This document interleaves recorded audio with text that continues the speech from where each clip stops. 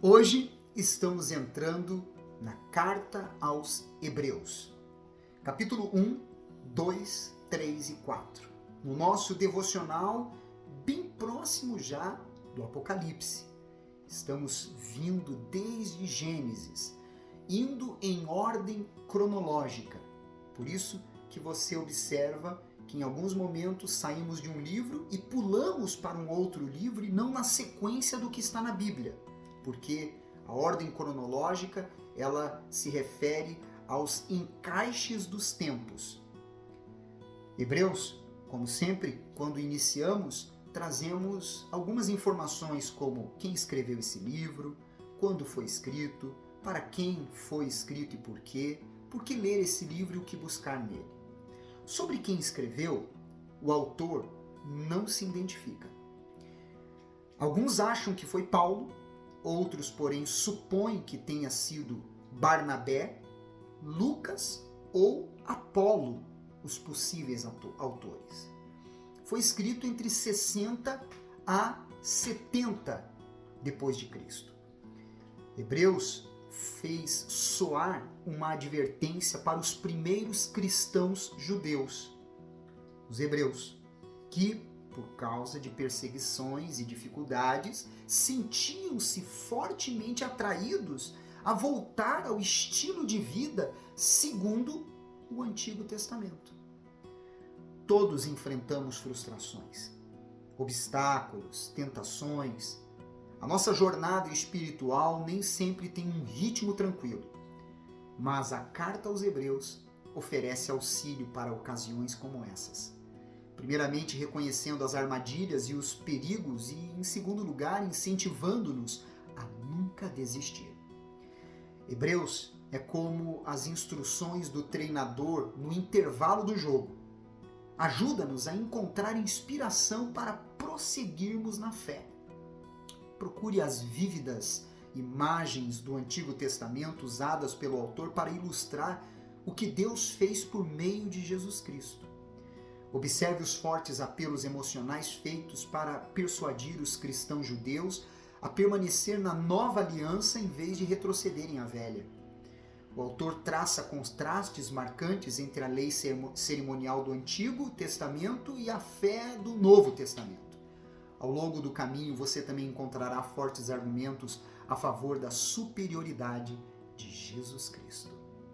No capítulo 1, no versículo 1 ao 4, quando fala sobre a revelação de Deus, diz: havendo Deus outrora falado muitas vezes e de muitas maneiras aos pais pelos profetas, nestes últimos dias nos falou pelo Filho, a quem constituiu herdeiro de todas as coisas, pelo qual também fez o universo. Ele, que é o resplendor da glória e a expressão exata do seu ser, sustentando todas as coisas pela palavra do seu poder. Depois de ter feito a purificação dos pecados, assentou-se à direita da majestade, nas alturas, tendo se tornado tão superior aos anjos quanto herdou mais excelente nome do que eles. Esta é uma das passagens bíblicas que nos revela e reafirma como Deus se comunicou no passado e como se comunica no presente. Existem pessoas que querem se apropriar das revelações de Deus, dizendo serem o canal de Deus na terra e que por ele Deus fala e que todos devem ouvi-lo. Ou seja, tem exclusividade nas revelações de Deus. Mas não. Deus atualmente tem se revelado através da Bíblia Sagrada e do Espírito Santo na consciência, no individual e no particular de cada pessoa. Cuidado para não estar sendo enredado a um caminho que não lhe conduzirá à vida eterna. No versículo 7 e depois versículo 13 e 14, quando fala sobre os anjos, diz sobre Cristo é o Filho e os anjos são os ministros, ele diz assim: ainda quanto aos anjos diz, aquele que a seus anjos faz ventos e a seus ministros labareda de fogo, Aí no versículo 13 diz: Ora, a qual dos anjos jamais disse: Assenta-te à minha direita, até que eu ponha os teus inimigos por estrado dos teus pés? Não são todos eles espíritos ministradores, enviados para serviço a favor dos que hão de herdar a salvação? De modo geral, os anjos eles são mensageiros ou servidores de Deus. Trazem orientação às pessoas, protegem o povo de Deus e também servem a Deus dando-lhe honra e louvor. Eles não são seres a serem adorados ou cultuados. Eles nos servem.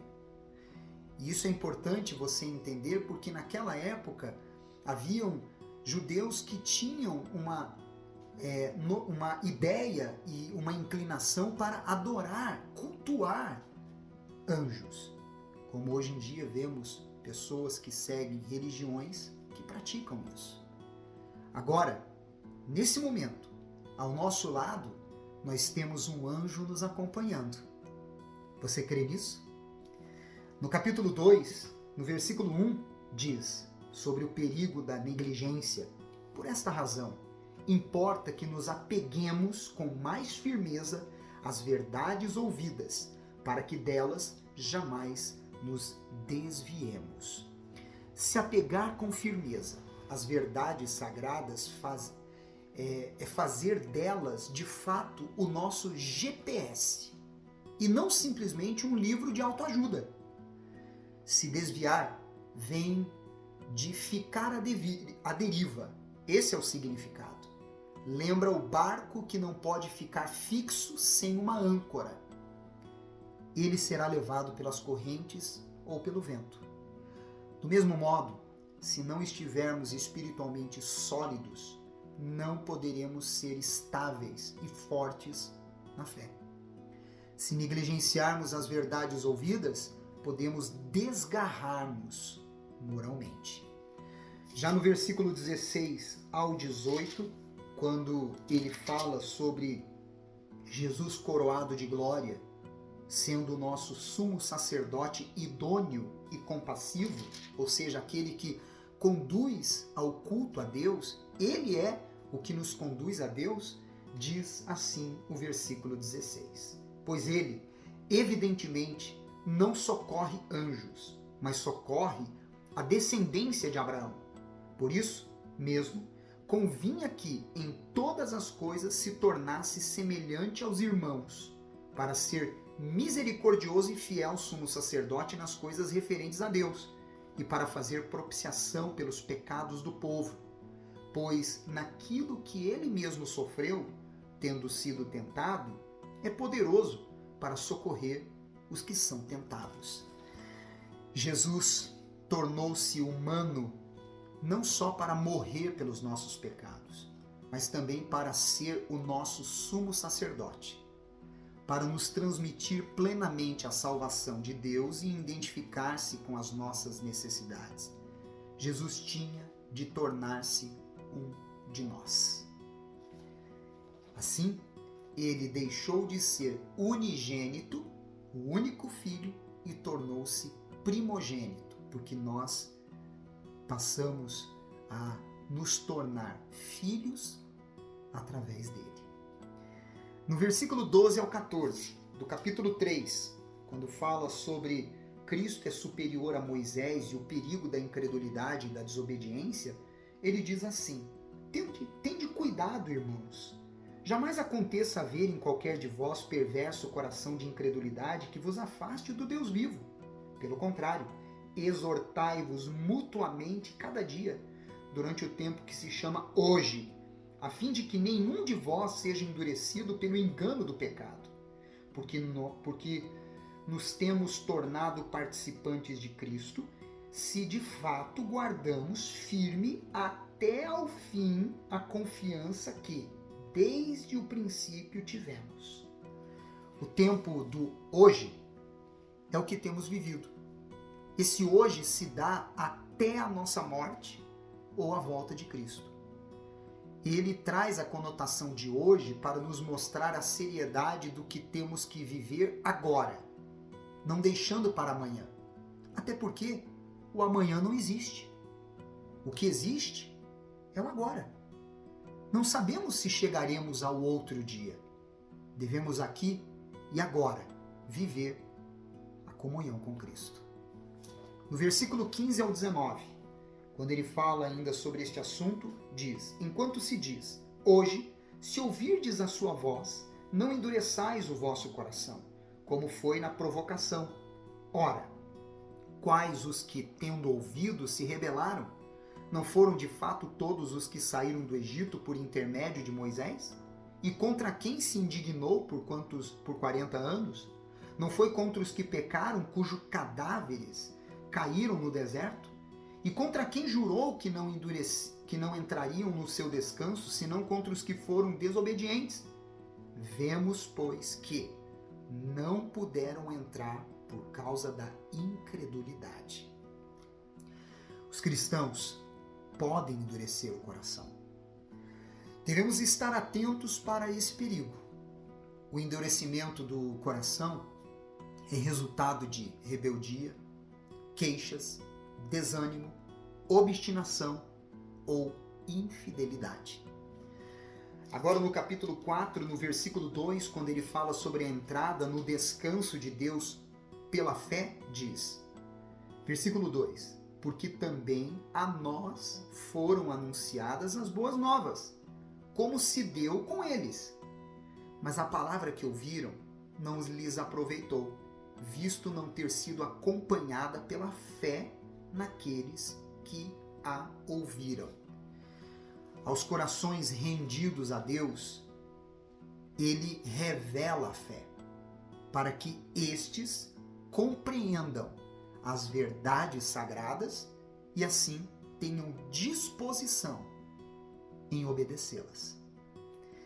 No versículo 11 ao 13, para terminar a nossa meditação de hoje, ele diz: esforcemo-nos, pois, por entrar naquele descanso, que se refere à salvação, a fim de que ninguém caia, segundo o mesmo exemplo de obediência.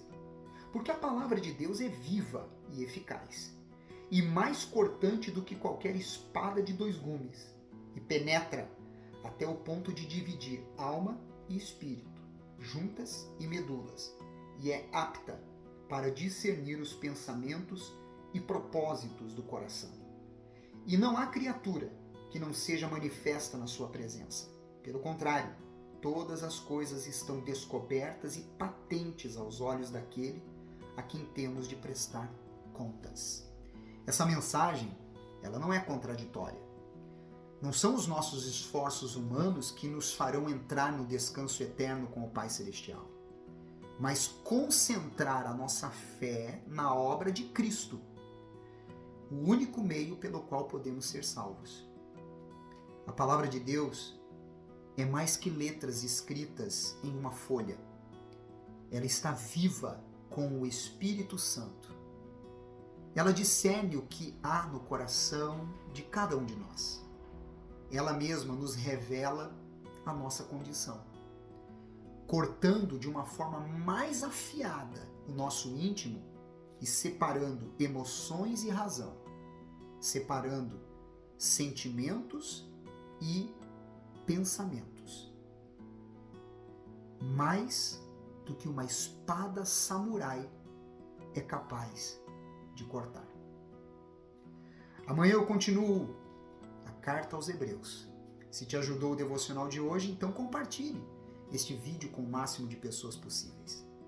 Você é especial para Deus. Eu te espero amanhã.